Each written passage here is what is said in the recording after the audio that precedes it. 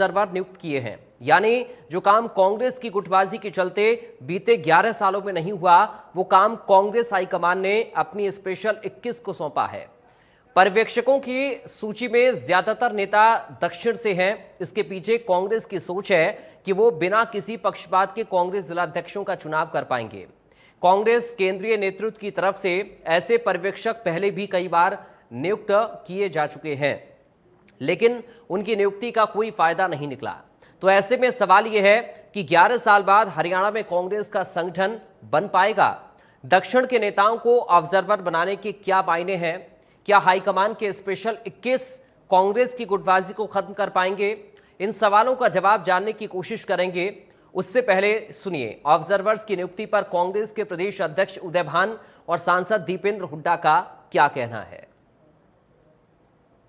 नहीं, बहुत अच्छी बात है। पार्टी ने बहुत गंभीरता से ले रही है कि भाई ये साल जो संगठन का है और संगठन को ही प्राथमिकता दे करके, और ये अभी एआईसीसी के ऑब्जर्वर और साथ में पीसीसी के लोग होंगे और सभी जिलों में जाएंगे और जिला जो संगठन हमारा पूरा ही संगठन जो 11 साल से नहीं बना है, अब पार्टी उसमें गंभीर है और अब उम्मीद है कि बहुत जल्दी ही पार्टी का संगठन तैयार होगा, खड़ा होगा। पूरी उम्मीद है कि इस बार जो सारे देश में जो कांग्रेस ने गंभीरता से लिया संगठन को, तो यहाँ जो हरियाणा में 11 साल हो गए, वो संगठन बहुत जल्दी ही में देखने को मिलेगा। हमारे संगठन को लेकर जो बहुत लंबे समय से एक बात चल रही थी कि हरियाणा प्रदेश में संगठन का अभाव है और संगठन का विस्तार होना चाहिए कांग्रेस पार्टी का, उसको लेकर ये एआईसीसी की तरफ से पहल की गई है और अखिल भारतीय कांग्रेस कमेटी की ओर से केंद्रीय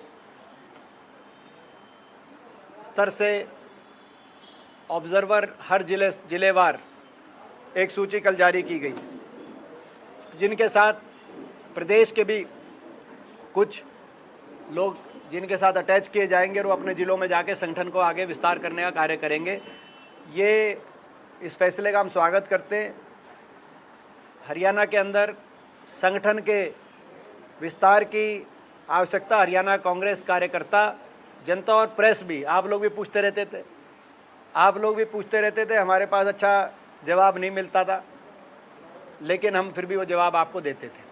तो ये अच्छी पहल है अखिल भारतीय कांग्रेस कमेटी की, हम स्वागत करते हैं। ये एआईसीसी के वरिष्ठ नेताओं को ऑब्जर्वर के रूप में मैदान में उतारा जाएगा, एक एक ज़िले के रूप में, और वो ज़िले स्तर पर पूर्णतः मेरिट पर जो मजबूत है, जो चला सकता है ज़िला, जो बातें और मापदंड उनके सामने एआईसीसी की ओर से रखी जाएंगी, उनके आधार पर संगठन का आगे विस्तार करेंगे। तो ये बड़ी अच्छी डेवलपमेंट है कांग्रेस संगठन के लेकर। दीपक शर्मा इस वक्त हमारे साथ जुड़ गए हैं। दीपक, क्या अब कांग्रेस का संगठन बन पाएगा? ये बड़ा सवाल लगातार लोगों की ज़हन में था, लेकिन अब जो कोशिश हो रही है उससे क्या नजर आ रहा है?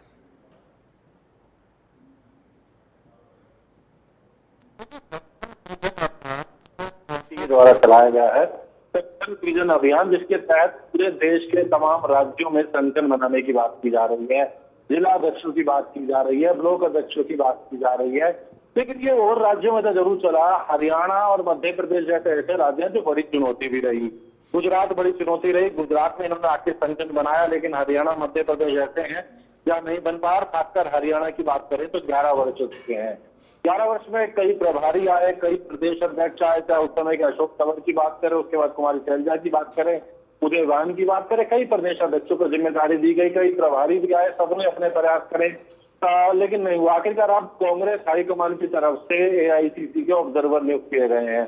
21 ऑब्जर्वर हैं जो कि बीके हरिप्रसाद की देखरेख में ये काम करेंगे। ये जो रिपोर्ट लेकर आएंगे जो ऑब्जर्वर, वो बीके हरिप्रसाद को रिपोर्ट देंगे, प्रभारी है जो हरियाणा कांग्रेस को, और बीके हरिप्रसाद पार्टी हाईकमान को देंगे। यानी हरियाणा कांग्रेस नेताओं की इसमें कोई भूमिका नहीं रहेगी। उनकी भूमिका इतनी रहेगी कि वो जिस जिले से आते हैं, जिस क्षेत्र से आते हैं, जिस निर्वाचन क्षेत्र से आते हैं, वहां पर ये ऑब्जर्वर जाकर के उनसे रिपोर्ट लेंगे। तमाम प्रत्याशी, चाहे वो विधानसभा के प्रत्याशी थे, हारे हो या जीते हो, चाहे वो लोकसभा के प्रत्याशी थे, हारे हो या जीते हो, उन सबसे राय ली जाएगी। राय ली जाएगी कि कौन संगठन में होना चाहिए, कैसा संगठन होना चाहिए, कैसा जिलाध्यक्ष होना चाहिए, कैसा ब्लॉक अध्यक्ष होना चाहिए। हालांकि ये प्रोसेस कुछ समय पहले भी चला था।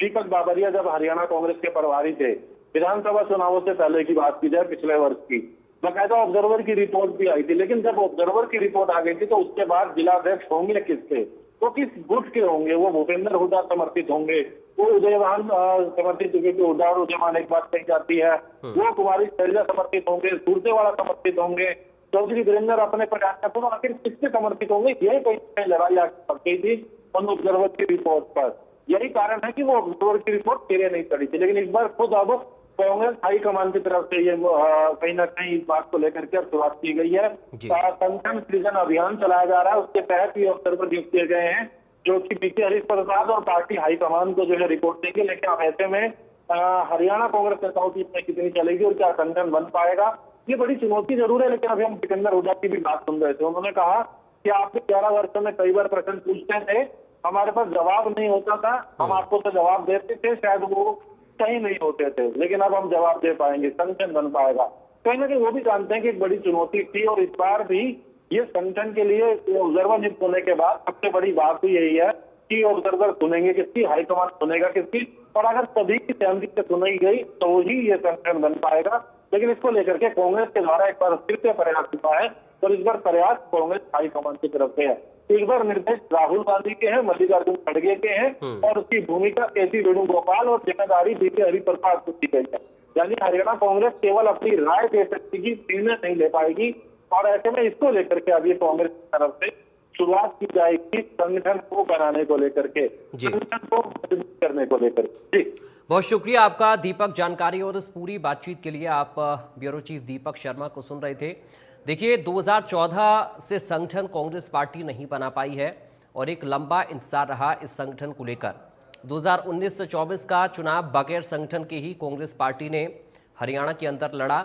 11 सालों में कांग्रेस के 3 प्रदेश अध्यक्ष बदले गए, तीनों प्रदेश अध्यक्ष संगठन नहीं बना पाए। ये एक बड़ी चुनौती कांग्रेस के सामने प्रदेश के अंदर रही है संगठन को लेकर। हरियाणा कांग्रेस के कई प्रभारी भी इस दौरान बदले गए। 11 सालों में कोई भी प्रभारी इस संगठन विस्तार को सिरे नहीं चढ़ा पाया। ये भी सच्चाई प्रदेश में कांग्रेस पार्टी के अंदर है। और अभी दीपेंद्र हुड्डा को आप सुन रहे थे, जैसा कि जिक्र दीपक भी कर रहे थे। दीपेंद्र हुड्डा ने कहा कि कई बार सवाल मीडिया की तरफ से इसको लेकर पूछे जाते रहे कि संगठन आखिर कब बनेगा, संगठन को लेकर पार्टी या हाईकमान क्या कर रहे हैं। लेकिन अब जवाब भी कांग्रेस के नेता मीडिया को दे पाएंगे संगठन को लेकर, जब इस पर काम शुरू होगा या फिर आगे इसको सिरे चढ़ाया जाएगा। इस वक्त हमारे साथ 2 खास मेहमान जुड़ गए हैं, सीधा आपका परिचय करा दें। बीजेपी से प्रवक्ता विजेंद्र नेहरा इस वक्त हमारे साथ हैं। विजेंद्र नेहरा साहब, आपका स्वागत है। कांग्रेस पार्टी से प्रवक्ता सुरेश रूढ़ इस वक्त हमारे साथ हैं। सुरेश रूढ़ जी, आपका स्वागत है। सुरेश जी, आप ही के साथ में शुरुआत कर रहा हूं। एक लंबा इंतजार था संगठन को लेकर, कई बार सवाल मीडिया पूछती भी थी, लेकिन सही उत्तर या संतुष्टिपूर्वक जवाब संगठन को लेकर नहीं मिल पाता था। क्या अब ये माना जाए जो अड़चनें आ रही थीं या जो मुश्किलें आ रही थीं वो दूर होंगी, संगठन अब बन पाएगा, ये निश्चित हो चुका है? सुरेश जी। पराग जी, भारतीय राष्ट्रीय कांग्रेस वर्ष 2025 को एक संगठन वर्ष के रूप में मना रही है जी। ये हमारे पिछले जो अधिवेशन में संदेश जो है वो देश और प्रदेश में दिया जा चुका। और इसी पहल के ऊपर अप्रैल माह में, जहां तक मुझे जानकारी है, मुझे याद है 12 अप्रैल को शायद गुजरात में यही फार्मूला लागू किया गया था। अखिल भारतीय कांग्रेस कमेटी ने अपने पर्यवेक्षक, हर जिले में एक एआईसीसी का पर्यवेक्षक यानी एआईसीसी ऑब्जर्वर नियुक्त किया गया था। उसके बाद अरावली जिले में वहां पर बैठक भी हुई थी, जिसमें कांग्रेस पार्टी का शीर्ष नेतृत्व खुद शामिल हुआ। और एआईसीसी ऑब्जर्वर के साथ साथ पीसीसी ऑब्जर्वर भी लगाए गए हैं गुजरात में भी।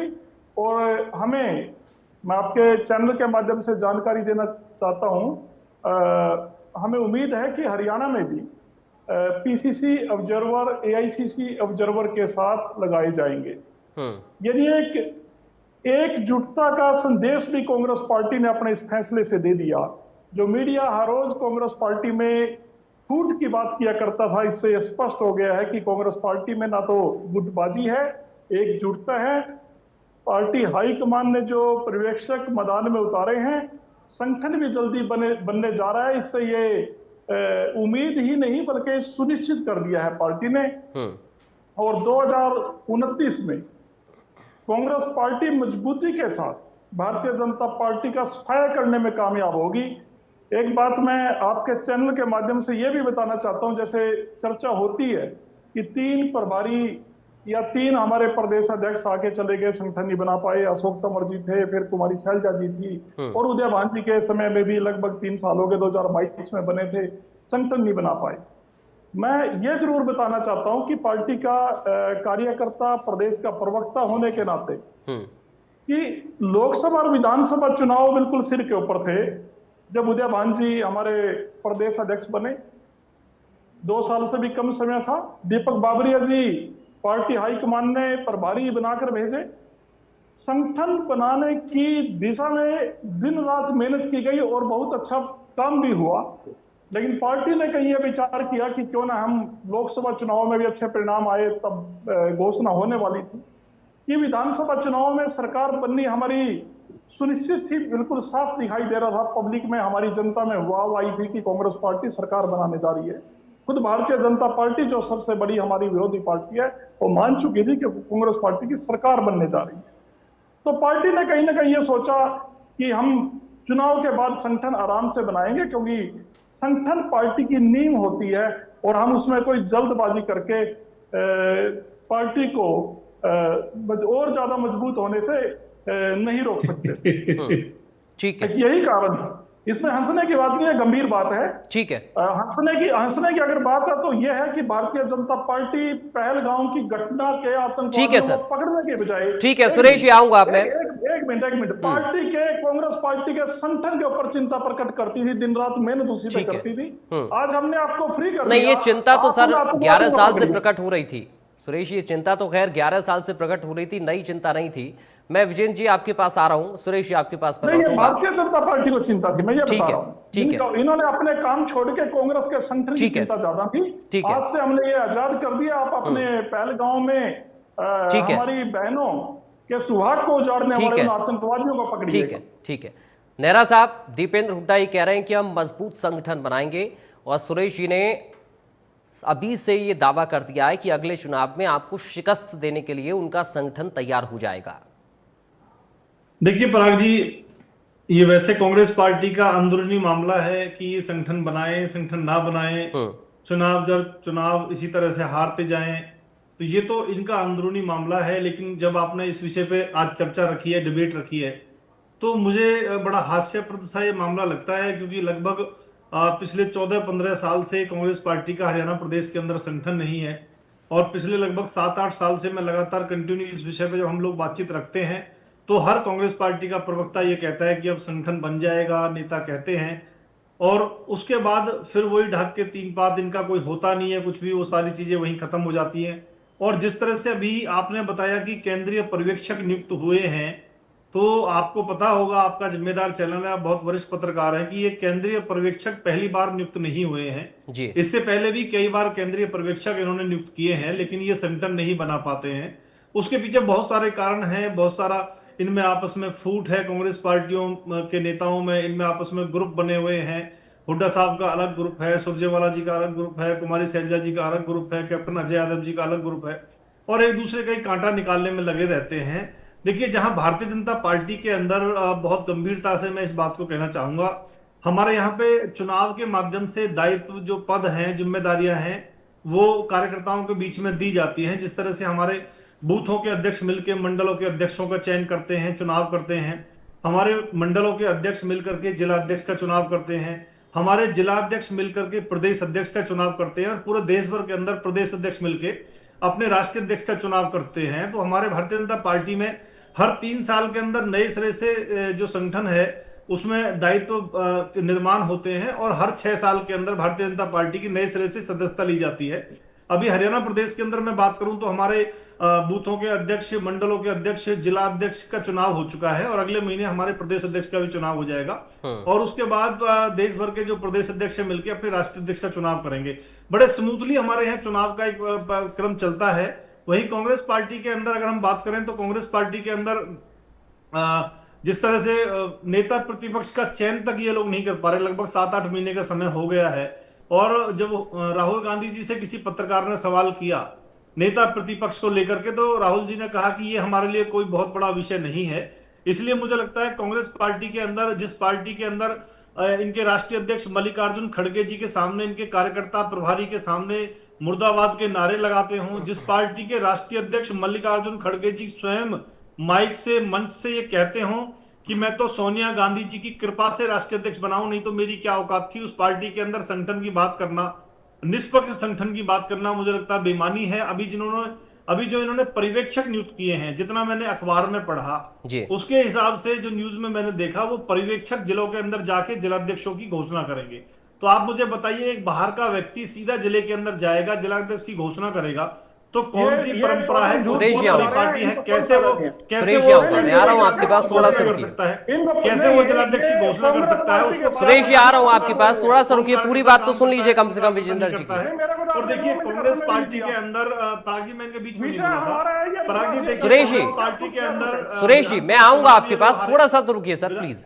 पराग जी देखिए, विधानसभा चुनाव ये हारे, उसके बाद में निकाय चुनाव ये हारे, हर चुनाव के अंदर कांग्रेस पार्टी को लगातार हार मिलती है। इनका ना संगठन है, ना इनकी नीति है, ना इनकी नीयत साफ है और जनता के मुद्दे उठाते नहीं है। पराग जी एक बात बड़ी जिम्मेदारी से कहता हूं, पिछले 10 साल से हरियाणा प्रदेश के अंदर कांग्रेस पार्टी ने संयुक्त रूप से कोई भी जनहित का मुद्दा अगर सड़क पे जाके उठाया हो तो आप मुझे बताइए, मैं बताता हूं। नेशनल हेराल्ड मामले में सोनिया गांधी जी, राहुल गांधी जी जो आरोपित हैं, उनके ऊपर जो केस चल रहा है ईडी का, उसके ऊपर इन्होंने सड़क पे जाके उनका बचाव करने के लिए विरोध प्रदर्शन किया। ये माँ बेटे को बचाने के लिए, परिवार और गांधी खानदान को बचाने के लिए सड़क पे आते हैं। जनता के हितों से कांग्रेस पार्टी का कोई लेना देना नहीं है। यही कारण है, पराग जी कंप्लीट कर रहा हूं, कांग्रेस पार्टी लगातार चुनाव हारती रही है और जो आगे के लिए सपने देख रहे हैं मुंगेरी लाल के, आने वाले समय के अंदर तो इनका ऐसा सूफड़ा साफ होगा। अब तो कांग्रेस के नेता कार्यकर्ता खुद मानने लगे हैं कि जीवन में कांग्रेस पार्टी जब लगातार कांग्रेस पार्टी जहां 3 बार हार जाती है, उसके बाद जीवन में कांग्रेस पार्टी किसी राज्य में आती नहीं है।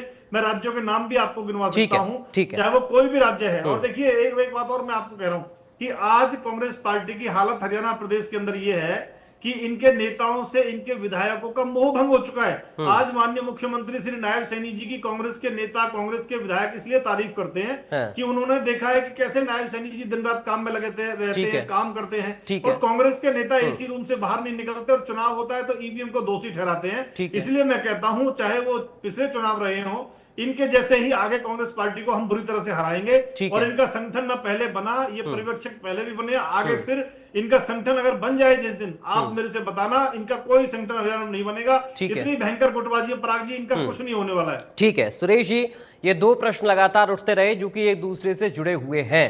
पहला ये कि पहले भी इस तरह की कोशिशें हुई लेकिन कामयाबी नहीं मिल पाई। दूसरा ये कि गुटबाजी का आरोप लगातार लगता रहा है। क्या इसी गुटबाजी की वजह से एक बार फिर से ये फेलियर बन जाएगा? देखिए, मैं आपकी जानकारी को सही कर देता हूं। भारतीय जनता पार्टी के प्रवक्ता साथी, आपने कहा पहले भी पर्यवेक्षक लगे। पहले पर्यवेक्षक बूथ कमेटी बनाने के लिए लगाए गए थे। चुनाव लड़ने के लिए बूथ कमेटी सबसे पहले चाहिए। दीपक बाबरिया जी हमारे प्रभारी थे और मैं संगठन का व्यक्ति हूं, मेरे से ज्यादा इन चीजों को बारीकी से कोई नहीं जानता।